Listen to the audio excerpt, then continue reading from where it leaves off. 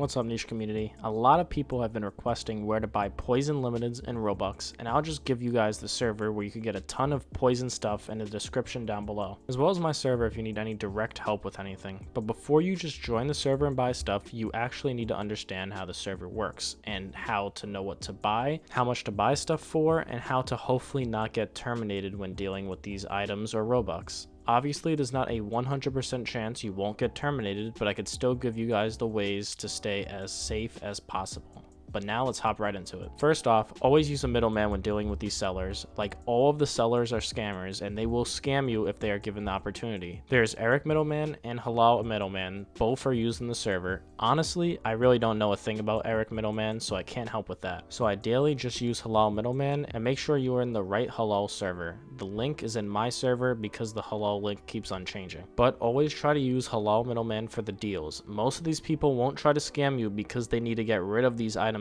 ASAP, but still be wary for scams. If you make it easy for them, they're just going to scam you, so don't make it easy for them at least. Also, if you do not know how to use Halal Middleman, you probably shouldn't be dealing with these type of people, but I know not everyone is going to listen to me. Luckily for you guys, I have a tutorial on how to use Halal, so check that video out if you don't know how to use it. So that's how you should buy from the server, but that's just a small piece of the puzzle. Now, what items should you buy and what items should you avoid? Well, let me rephrase. What type of scamming method is safer to buy from? What I mean is this. Most of the time, the person posting their stuff will list a method of the scam they received their items or Robux from. Typically, you want to lean towards middleman scams or ratting, as these do not have a different IP in the account, meaning getting a rollback is harder and will typically take longer or not happen at all. This will result in you being able to clean the item or items or even the Robux and trade it off in plenty of time. If the item was taken via like a screen share method or other methods where the scammer actually enters your account on their IP, you should not buy the item if you want to be safe. But typically for those items, they will sell for lower amounts. So if you want to take a risk and buy an item for extremely cheap,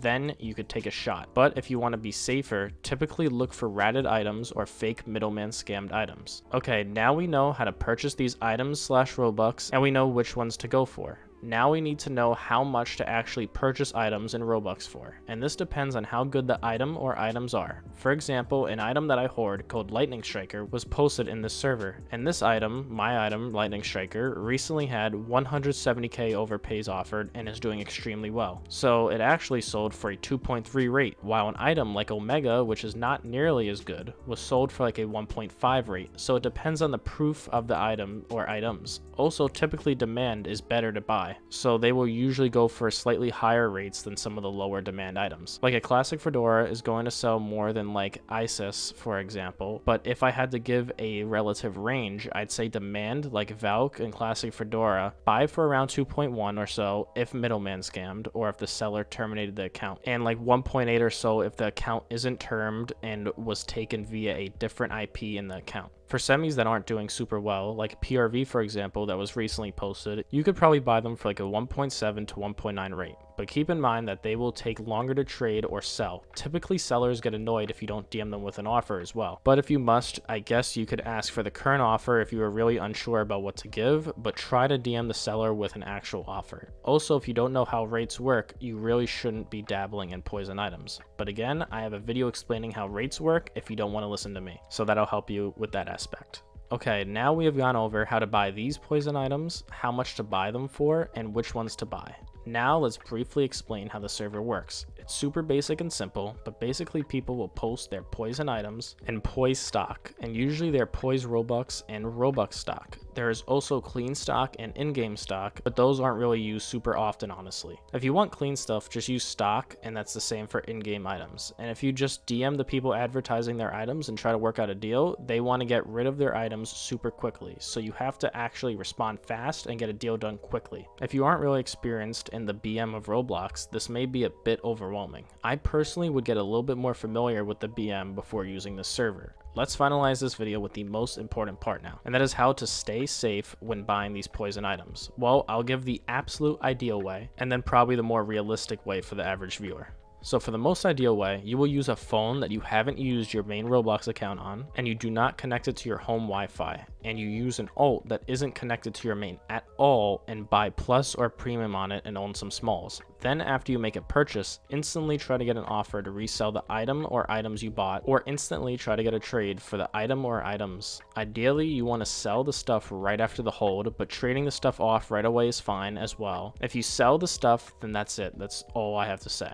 If you trade the item or items off, then after the next 2-day hold, you should send those new clean items to a different account. Preferably not your main, but you could use your main if truly necessary. Then after you move those clean items to a different account, just resell them for regular rates, and that is basically the ideal method in both ways. But for the average person, that's not always feasible. So let's move on to another method that isn't bad and won't be as hard. Maybe not as effective, but effective enough. So obviously, you got to use an alt with some smalls, not on the same email address as your main, and buy the stuff. Then immediately try to trade the stuff off or sell the stuff. If you are able to sell the stuff right away, you're good. If you trade them right away, then after the hold, just send those items to a different alt. Don't use your main at all, like ever.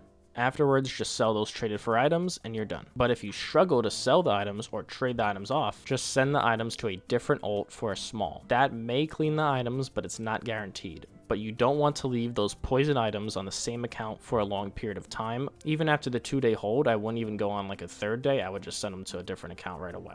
Look, you could always resell or just trade it from your other alt. I wouldn't risk having it on your main alt because you could easily get terminated and you could lose those items. But that's pretty much it. Ideally, you should have 2 alts with smalls and premium/plus if you want to be safe. Also, Roblox will tend to not terminate you unless you did something really bad or have some really poison items on an active account that has been active for some time. If you have like a random alt that you made like a week ago that isn't active at all, Roblox is just gonna ban you most of the time. But they will give you a lot more leeway on a more active account. So typically you want to use an account that looks like a main account at least. That's not always feasible for everyone, but still you really should, if you can, use an account that looks like a main. But yeah guys, that's really all I got. Try to stay safe, and if you have any important questions, please ask on my Discord server. But if you do ask me questions, please be super specific with your questions because so many people ask me really broad questions that I don't even know how to answer. And also please don't DM me asking me like